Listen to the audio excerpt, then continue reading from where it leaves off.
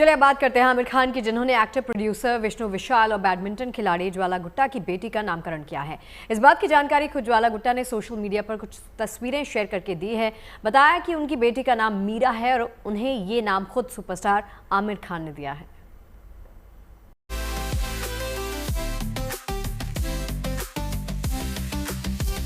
Tamil actor Vishnu विशाल और उनकी पत्नी ज्वाला गुट्टा की ये तस्वीरें जब से सोशल मीडिया पर आई हैं, इनकी खूब चर्चा हो रही है।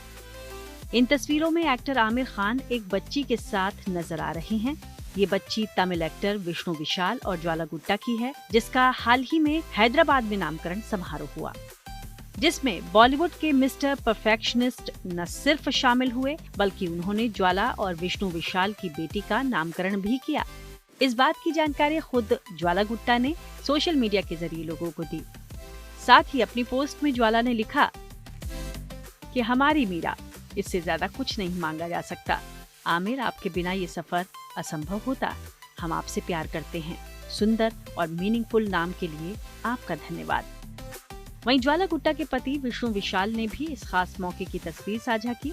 साथ ही बेटी के नामकरण के लिए आमिर का शुक्रिया अदा किया। विशाल ने लिखा, मिलिए हमारी मीरा से। हमारी बच्ची का नाम रखने के लिए हैदराबाद आने के लिए आमिर खान सर को बहुत बहुत धन्यवाद। मीरा अनकंडीशनल लव और पीस को रिप्रेजेंट करती है।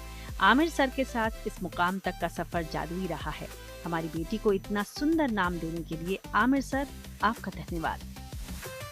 विष्णु विशाल और ज्वाला गुट्टा करीब 2 साल तक डेटिंग करने के बाद अप्रैल 2021 में शादी के बंधन में बंधे थे।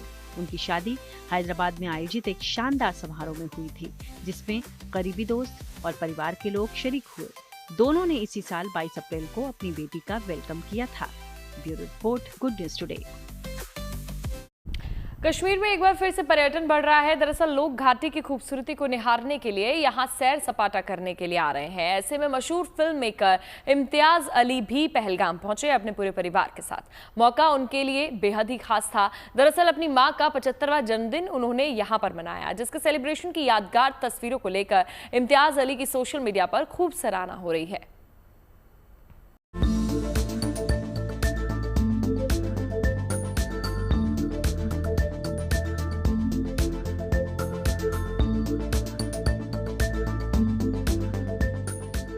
जम्मू कश्मीर के पहलगाम में पर्यटन धीरे धीरे मुस्कुरा रहा है। सैलानियों की आवाजाही फिर से आबाद हो चली है। ऐसे में मशहूर फिल्म मेकर इम्तियाज अली की ओर से भी इस खूबसूरत पर्यटन स्थल की कुछ तस्वीरें शेयर की गई हैं, जो देश दुनिया के बीच सकारात्मक संदेश देती नजर आ रही हैं। दरअसल कश्मीर की वादियों में इम्तियाज अली ने अपनी मां का जन्मदिन मनाया। एक टेबल पर केक और साथ में एक नन्हा सा बच्चा। इस बीच इम्तियाज अली की मां उस केक को काट रही हैं। दूसरी कुछ तस्वीरों में कहीं इम्तियाज अली अपने पूरे परिवार के साथ कई पोज देते नजर आ रहे हैं। सभी ने एक तरह की टी शर्ट पहनी है, जिस पर उनकी मां की तस्वीर नजर आ रही है। ऐसी कुछ और तस्वीरें शेयर करते हुए इम्तियाज अली लिखते हैं, मेरी माँ 75 साल की हो गई हैं। उन्हें बहुत सारा प्यार। कश्मीर के पहलगाम में सभी लोगों के साथ। फिलहाल तो इम्तियाज अली ने अपनी मां के बर्थडे के बहाने देश दुनिया के लोगों को कश्मीर आकर यहाँ की खूबसूरती को निहारने का खास पैगाम ही दिया है, जिसके सोशल मीडिया पर खूब सराहना भी हो रही है। Bureau report, good news today.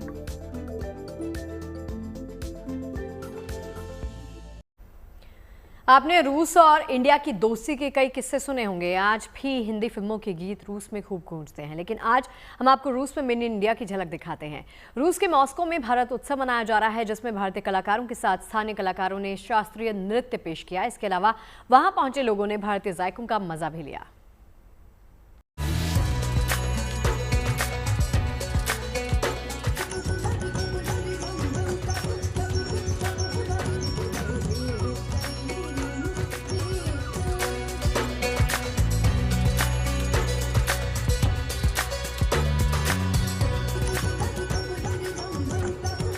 वीणा के स्वर और तबले की थाप से गूंजता रूस का मॉस्को शहर। इन दिनों रूस के मॉस्को शहर का नजारा आम दिनों से बिल्कुल जुदा है। हर तरफ भारतीयता की झलक दिखाई दे रही है, या यूं कहें कि मॉस्को में मिनी इंडिया देखने को मिल रहा है। इन दिनों इस खूबसूरत शहर की फिजा शास्त्रीय संगीत से गूंज रही है।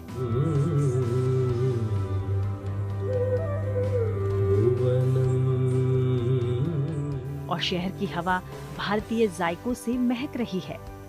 असल में मॉस्को में भारत उत्सव नाम का एक कार्यक्रम चल रहा है, जिसमें भारत रूस की दोस्ती की मजबूत तस्वीर भी देखने को मिली, क्योंकि इस उत्सव में बड़ी संख्या में भारतीयों के साथ साथ स्थानीय नागरिक भी शामिल होने पहुंचे। इतना ही नहीं, इस उत्सव में भारतीय कलाकारों के साथ विदेशी कलाकारों ने कुचिपुड़ी और दूसरे नृत्य भी किए।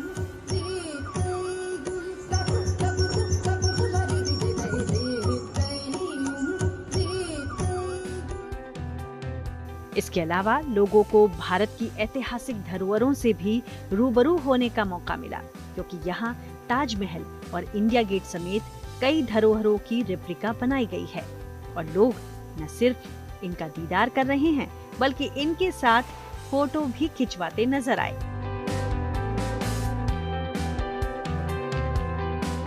इस भारत उत्सव में भारतीय संस्कृति को दिखाने वाली कई चीजें प्रदर्शनी में लगाई गई हैं। रूस की राजधानी मॉस्को में ये आयोजन 13 जुलाई तक चलेगा। Bureau report, good news today. देखिए, नॉर्मल सांप तो आपको अक्सर कई जगह दिख जाते होंगे, लेकिन किंग कोबरा बेहद कम ही नजर आते हैं। ऐसा ही एक बड़ा सा किंग कोबरा दिखा केरल के तिरुवनंतपुरम में, जिसको जंगल के बीच बह रही एक धारा से निकाला गया। लेकिन किंग कोबरा के रेस्क्यू का एक और खास पहलू, इसे पकड़ने वाली फॉरेस्ट विभाग की ऑफिसर भी हैं। आप तस्वीरों में देख सकते हैं। GS रोशनी नाम की ये बीट फॉरेस्ट ऑफिसर 7 जुलाई को यहाँ के पेपारा में इस किंग कोबरा को कितनी सतर्कता और बहादुरी के साथ अपने हाथ में लिए बैग में डालने की कोशिश कर रही हैं। काफी देर तक किंग कोबरा के रेस्क्यू की कवायद ऐसे ही चलती रही और आखिरकार उसे बैग के अंदर घुसाने में ये फॉरेस्ट ऑफिसर कामयाब हो गई। GS रोशनी ने अभी तक अपने वन विभाग के करियर में 1000 के करीब सांपों का रेस्क्यू किया है, जिनके वीडियोस इससे पहले भी सोशल मीडिया पर खूब वायरल हुए हैं। जबकि किंग कोबरा को पकड़ना उनके लिए पहला अनुभव रहा। जब वन विभाग ने इस किंग कोबरा का मेजरमेंट किया तो पाया कि 17 से 18 फीट लंबा और 20 किलोग्राम वजन का है। फिलहाल फॉरेस्ट ऑफिसर GS रोशनी का किंग कोबरा को रेस्क्यू करने का ये वीडियो सोशल मीडिया पर खूब सुर्खियां बटोर रहा है। और अब आपको लेकर चलते हैं दक्षिण अमेरिका देश बोलीविया। वहां एक खास योग कैंप लगाया गया है, जिसमें वहां के उपराष्ट्रपति भी मौजूद रहे। यहाँ ये विशेष कैंप लगाने की पहल बोलीविया में भारतीय दूतावास की ओर से की गई। इसका आयोजन इस्ला डेल सोल द्वीप पर हुआ और इस कार्यक्रम में स्थानीय समुदाय और योग के प्रति लगाव रखने वाले लोगों ने भी हिस्सा लिया। असल में इस योग इवेंट के जरिए स्वास्थ्य और सद्भावना का भी संदेश दिया गया। DRDO ने देश का पहला माउंटेड गन सिस्टम तैयार किया है। अब फील्ड ट्रायल के बाद इस तोप को सेना में शामिल कर लिया जाएगा। इस तोप के आने से सरहदों की निगरानी और भी पुख्ता हो जाएगी। इस गन में कई ऐसी खूबियां हैं जो दुश्मन को हर मोर्चे पर परास्त कर सकती हैं। क्या खास है इस गन में, देखिए हमारी इस खास रिपोर्ट में।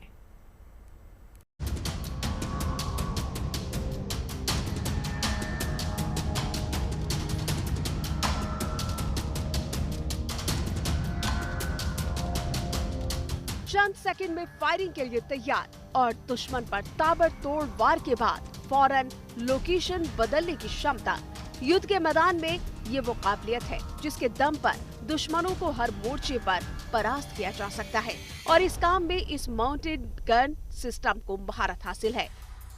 भारत में defence research and development organisation यानी DRDO ने इस माउंटेड गन सिस्टम को तैयार करके एक बड़ी उपलब्धि हासिल कर ली है। इसे DRDO के vehicle research and development establishment यानी VRDE ने तैयार किया है। सारे ट्रायल पूरे हो जाने के बाद अब बहुत जल्द ये गन सिस्टम भारतीय सेना में शामिल हो जाएगा। माउंटेड गन सिस्टम ऐसी तकनीक है जो किसी भी जंग की दिशा को बदल सकती है। रूस और यूक्रेन के युद्ध में ऐसे माउंटेड गन सिस्टम ने अपनी क्षमता का अद्भुत प्रदर्शन किया है। माउंटेड गन सिस्टम में एक भारी तोप लगी होती है। इसे हाई मोबिलिटी आर्म ट्रैक पर फिट किया जाता है। इस MGS में 155 mm की 52 कैलिबर की तोप लगी होती है। इसकी मारक क्षमता 45 किलोमीटर है। ये सिर्फ 80 सेकंड में फायरिंग के लिए तैयार हो जाती है। 1 मिनट में ये 6 गोले दाग सकती है। एक गोले से ये 50 स्क्वायर मीटर का इलाका ध्वस्त कर सकती है। फायरिंग के बाद सिर्फ 85 सेकंड में ये अपनी लोकेशन को बदल सकती है। ये गन सिस्टम 90 किलोमीटर प्रति घंटा की रफ्तार से चल सकती है। इस माउंटेड गन सिस्टम का कुल वजन करीब 30 टन है। So this is a mounted gun system. It is a 155-52 caliber gun. These guns are there for quite long time, but they are on a towed. These are on a towed gun platforms. Towed gun means the gun will be separate and the primer will be separate. This will be towed and then it is deployed. And to either to deploy or to retrieve, it is a cumbersome exercise. It is difficult to in the war scenario because the present day of the surveillance systems, you can easily locate this from where the firing is coming. So it is important to shoot and scoot facility should be there for the guns. So that's what we have given to this for this MGS, where you can quickly go there. In 80 seconds you can deploy, and 85 seconds you can retrieve the gun and get away from that place. So that gives an added advantage to fire also and also to safeguard yourself. इस gun की सबसे बड़ी ताकत इसकी high mobility है। अभी तक ऐसी होवित्जर तोपों को युद्ध के मैदान में ट्रक से टो करके लाया जाता था, लेकिन अब ट्रक पर फिट होने के बाद इन तोपों को कहीं भी ले जाना बेहद आसान हो गया है। हाई मोबिलिटी की वजह से इन्हें बर्फीली चोटियों से लेकर राजस्थान के रेगिस्तान में तैनात करना आसान हो गया है। यही नहीं, इस तोप को अब ट्रेन या वायुसेना के ट्रांसपोर्ट एयरक्राफ्ट से कहीं भी लाया ले जाया जा सकता है। खास बात यह है कि इस गन सिस्टम का करीब 85% हिस्सा स्वदेशी तकनीक से बनकर तैयार हुआ है। Totally indigenous, almost 85% of the indigenous content in as a first prototype itself, which achieved 85%, and then it has got a capability to potential to export. DRDO के इस माउंटेड गन सिस्टम की लागत भी विदेशों से मिलने वाली तोप के मुकाबले करीब आधी है। माउंटेड गन सिस्टम की तकनीक दुनिया के कुछ ही मुल्कों के पास है और अब भारत भी इस तकनीक में आत्मनिर्भर बन गया है। सूत्रों के मुताबिक सेना बहुत जल्द इस सिस्टम का फील्ड ट्रायल करने जा रही है, जिसके बाद इसे सरहद के पास वाले इलाकों में तैनात किया जाएगा। इस गन सिस्टम के सेना में शामिल होने से सेना की ताकत कई गुना ज्यादा बढ़ जाएगी और सरहद पर दुश्मन की साजिशों को नाकाम करने में ये तोप मील का पत्थर साबित होगी। Bureau report, good news today. Amarnath जैसा ही एक प्राकृतिक शिवलिंग नेलांग वैली में भी मिला है। करीब 4300 मीटर की ऊंचाई पर नेलांग वैली में इस शिवलिंग को एसडीआरएफ ने ढूंढ निकाला। नेलांग वैली में नीला पानी चोटी की चढ़ाई के लिए एसडीआरएफ ने एक अभियान शुरू किया था। इस चोटी की ऊंचाई करीब 6000 मीटर है और 5 अप्रैल को शुरू हुआ यह अभियान 2 मई को खत्म हो गया था। इस अभियान के दौरान ही एसडीआरएफ के 20 सदस्यों को एक प्राकृतिक शिवलिंग के दर्शन हुए हैं।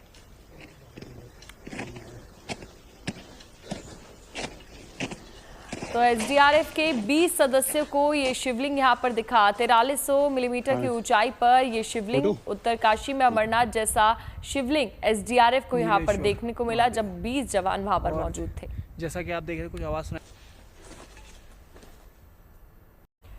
यूं तो सावन की शुरुआत 11 जुलाई से होगी, लेकिन बाबा विश्वनाथ के भक्तों में अभी से अपने आराध्य के दर्शनों का उत्साह दिखाई दे रहा है। सावन महीने में बाबा विश्वनाथ की विशेष 5 आरती के सभी टिकट पहले से बुक हो चुके हैं। जाहिर सी बात है कि इस साल भी महादेव के दर्शन करने के लिए भक्तों की भारी भीड़ उमड़ेगी। सबको सुगम दर्शन हो सके, इसके लिए खास इंतजाम किए गए हैं। सख्त नियम भी यहाँ पर तैयार किए गए हैं।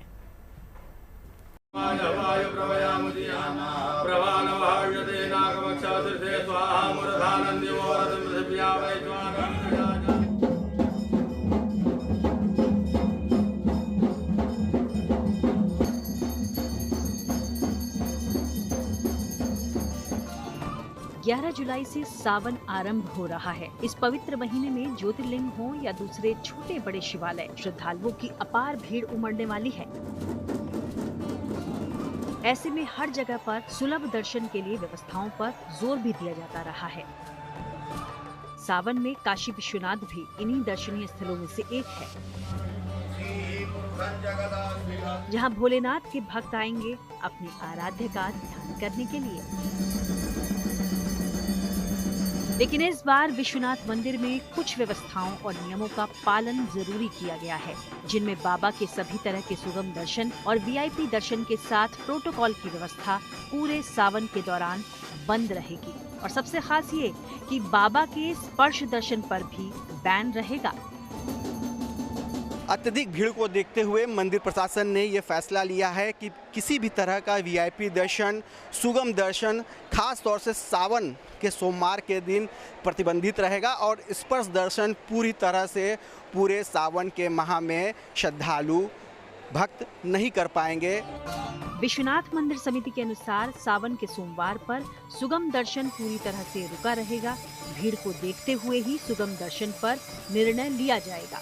साथ ही श्रद्धालुओं से भी खाली पेट लंबी लाइंस में न लगने की अपील की गई है, क्योंकि ऐसी लापरवाही का असर अक्सर किसी भी भक्त के स्वास्थ्य पर पड़ता है। काशी विश्वनाथ मंदिर में बाबा की 5 आरती होती हैं, जिनमें 4 आरती के लिए टिकट बुकिंग व्यवस्था रहती है, जबकि रात की शयन आरती में काशीवासी शामिल होते हैं। लेकिन इस बार सभी आरती के टिकट स्लॉट फुल हैं, इसलिए अब संभव नहीं है कि किसी को आरती का टिकट सावन के इस महीने में हासिल हो पाए। इसलिए श्रद्धालुओं से भी किसी के झांसे में न आने की अपील है, यानी बेवजह पैसा देकर आसानी से दर्शन के चक्कर में न आते हुए लाइन लगाकर ही दर्शन करने की मंदिर समिति अपील कर रही है। इन सब के अलावा मंदिर में सावन महीने के दौरान लॉकर की भी सुविधा बंद रहेगी। यही नहीं, इस बार पूरे विश्वनाथ मंदिर परिसर को प्लास्टिक मुक्त करने का फैसला लिया गया है, जिसके तहत सिंगल यूज प्लास्टिक पूरी तरह से बैन है। श्रद्धालुओं से भी अपील है कि वो मंदिर परिसर में प्लास्टिक के लोटे और कटोरी जैसी दूसरी चीजों को लेकर न आएं। साफ है, जब लाखों की संख्या में श्रद्धालु बाबा के दर्शन को आएंगे तो उनके सुलभ और सुगम दर्शन के लिए की जा रही ये सारी कवायदें अनुशासन बनाए रखने के लिए बेहद जरूरी हैं। तो अगर आपका भी सावन के महीने में काशी आने का प्लान है तो बताई गई सभी बातों को ध्यान में जरूर रखें। इस पर दर्शन पूरी तरह से सावन के इस माह में रोक है। साथ ही साथ जितनी आरती की टिकटें हैं वो भी बताई जा रही है कि बुक हो गई हैं। साथ ही साथ सुगम दर्शन भी पहले से टिकटें बुक हो गई हैं। तो लिहाजा सावन को लेकर पूरी तरह से तैयारियों का दावा किया जा रहा है और इस बार रिकॉर्ड 1.5 करोड़ भक्तों के आने की उम्मीद है। Roshan Jaiswal, Varanasi, good news today. कावड़ लाना सौभाग्य है तो भोले के भक्तों के लिए कावड़ बनाना भी किसी तप से कम नहीं है। हरिद्वार में बड़े पैमाने पर कावड़ तैयार की जाती है। वहां रहने वाला एक परिवार पिछले 30 सालों से कावड़ बना रहा है। इस परिवार के सभी लोग अपने हाथों से कावड़ बनाते हैं और उसे सजाकर भोले के भक्तों को सौंप देते हैं।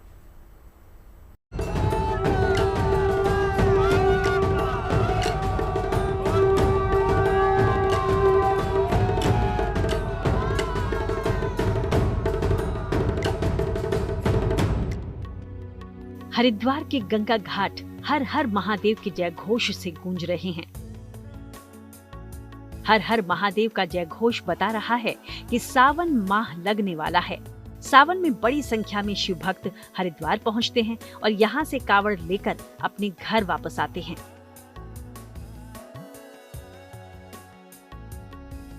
गंगा जल लेने के लिए पहुंच रहे भोले के भक्तों के लिए हरिद्वार में कावड़ तैयार की जा रही हैं। यहाँ अलग अलग रंग और साइज की कई कावड़ है।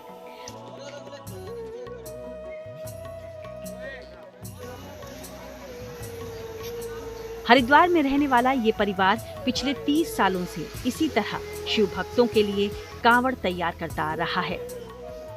परिवार के सभी लोग मिलकर अपने हाथों से कावड़ डिजाइन करते हैं और उसे सजाते संवारते हैं।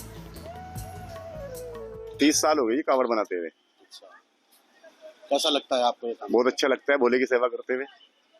कहाँ से आते हैं, किस तरह कावड़? अम्बाला से आते हैं भोले, गाजियाबाद से आते हैं भोले, दिल्ली से आते हैं भोले, हरियाणा से भोले आते हैं, हमारे पे ऑर्डर आते हैं भोले के कावड़ों के, घर पे आते हैं बुकिंग देने के लिए, ऑर्डर देने के लिए हमें। किस तरह की कावड़े आप बनाते हैं? 3 मंजिल, 4 मंजिल, 5 मंजिल, जैसा वो ऑर्डर देता है भोला उस हिसाब से बनाते हैं। पिछले 3 दशक से भोले के भक्तों के लिए कावड़ तैयार कर रहा ये परिवार इसे काम नहीं बल्कि सेवा मानता आया है। किस तरह की सब बनाते हैं मेरे भाई, 5 भाई मेरे, 5 भाई बनाते हैं, मैं बनाती हूँ, मेरी लड़की बनाती है, सब बनाते हैं। शिव भक्तों के लिए कावड़ बनाने वाला ये परिवार दशहरा के दौरान रावण का पुतला भी बनाता है। Bureau report, good news today. और चलिए इसी के साथ लंच टाइम में रुकेंगे छोटे से ब्रेक के लिए। खबरें लगातार जारी हैं, आप देखते रहिए GNT। और अब बात कर लेते हैं सिलीगुड़ी से दार्जिलिंग तक जाने वाली टॉय ट्रेन की। दरअसल बच्चों से लेकर बड़ों तक इस टॉय ट्रेन में सफर करना चाहते हैं। छोटी पटरियों पर फर्राटा भरती इस ट्रेन में सफर करना किसी रोमांच से कम नहीं है। प्राकृतिक नजारों के बीच से जब ये ट्रेन गुजरती है तो वो एहसास ही कुछ अलग सा होता है। 4 जुलाई 1881 को शुरू हुई इस ट्रेन का 144 साल के बाद पहली बार बर्थडे मनाया गया है, ताकि इस पौराणिक धरोहर को भी सहेजा जा सके और स्थानीय लोगों को इससे जोड़ा भी जा सके। अब आपको ये भी बता देते हैं कि दार्जिलिंग हिमालयन रेलवे दुनिया का पहला माउंटेन रेलवे भी है।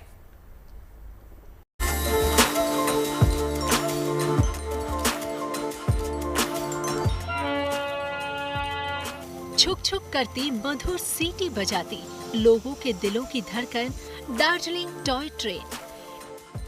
इस ट्रेन ने 144 साल पहले अपना सफर शुरू किया था, जब उसने सिलीगुड़ी से दार्जिलिंग तक की दूरी तय की थी। और आज भी इस ट्रेन का सफर बदस्तूर जारी है। यूनेस्को के वर्ल्ड हेरिटेज सूची में शामिल दार्जिलिंग टॉय ट्रेन जब बगल से गुजरती है सबका ध्यान आकर्षित करती है। 4 जुलाई ही वो तारीख है जब 1881 को इस अनोखी यात्रा की शुरुआत हुई थी। इसलिए 144 साल बाद पहली बार इस टॉय ट्रेन का बर्थडे सुकना रेलवे स्टेशन पर मनाया गया।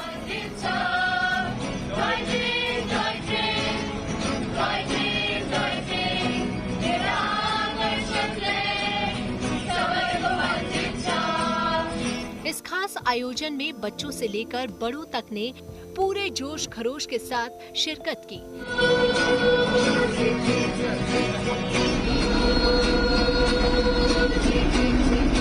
बाहर से के इसको देखने के लिए, इसको एंजॉय करने के लिए, तो उसको सबको पता चलेगा। ये तो क्या चाहते हैं आप?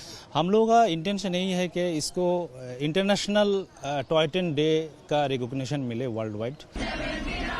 टॉय ट्रेन को लेकर इस सेलिब्रेशन में सभी ने माना कि इस ट्रेन का जुड़ाव इनकी जिंदगी से है।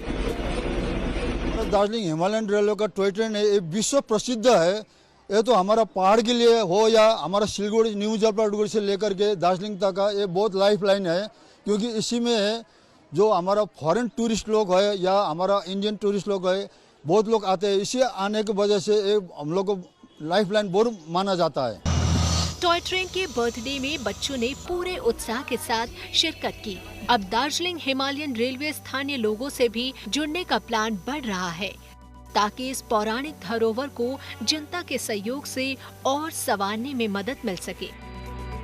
भविष्य में विश्व परिषद इस टॉय ट्रेन के बर्थडे को विश्व टॉय ट्रेन दिवस मनाने के लिए भी संस्थाएं कोशिश कर रही है, ताकि इसकी अलग पहचान बनी रहे, क्योंकि दार्जिलिंग हिमालयन रेलवे ही पहली माउंटेन ट्रेन है जो पहली बार पहाड़ों पर चलाई गई थी। Bureau report, good news today.